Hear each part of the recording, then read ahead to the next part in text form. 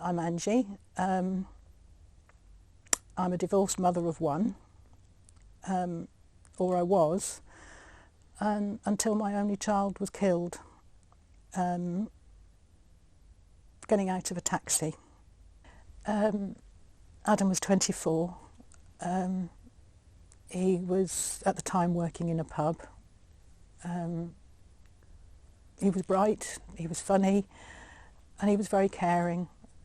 He liked helping people, and he was really just starting his journey in life. And his life was taken away before he'd even started that journey. He and his friends decided they'd go to one of their houses just to have a drink after work. They got to the friend's house, but they needed to get out of the taxi and cross the road. But two of the friends were paying the taxi driver, and Adam and two other friends got out of the taxi, but on the roadside. Unfortunately, two of his friends crossed the road, but when Adam got out, he stepped into the path of a speeding driver. The driver didn't stop. He hit Adam and continued on his journey. And in court he said he didn't think anybody else was going to get out of the taxi. So he knew the taxi was there, pulled up on the side of the road. But he obviously didn't adjust his speed. It was estimated in court to be somewhere between 38 and 48 miles an hour in a 30 mile an hour zone. A police officer was with them within 4 minutes. Paramedics turned up very quickly. But to have two police officers knock on your door in the early hours of the morning is I think what most parents dread. The police were good. They came very quickly to take me to the hospital. But as I say, he died at the scene. So he was actually taken to the hospital, but he was brought in dead. I don't know how long we were there before I was asked by the police officer if I would do the formal identification. And then I was taken into a side room in the relatives area where Adam had been laid out, basically. And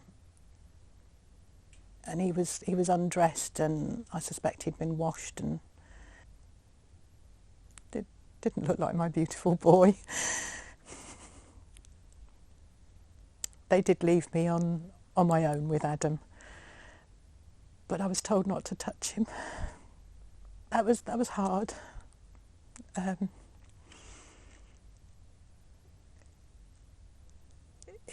It would have been part of saying goodbye, but I could gently touch him, but I wasn't able to hold his hand or anything. Adam made the mistake of getting out onto the carriageway, but it's something, if you're a driver of a car, you do all the time when you park your car. Taxi drivers and private hire vehicles, when they're carrying passengers, have a duty of care to those passengers. They need to ensure that, number one, that their vehicles are in a roadworthy condition. They need to when they're dropping passengers off, stop in a safe place. And having stopped in that safe place, they need to ensure that their passengers get out of the vehicle in a safe way, not onto the carriageway. And then the other thing is speed. The driver was speeding. If Adam had got out into the carriageway and he'd been doing it 30 or less, perhaps there was a chance he could have survived. I don't want anyone else to go through the hell that I'm going through. It's me, it's his family, it's his friends, it's even the driver, he's been sent to prison. It's probably a life-changing event for his family and friends as well.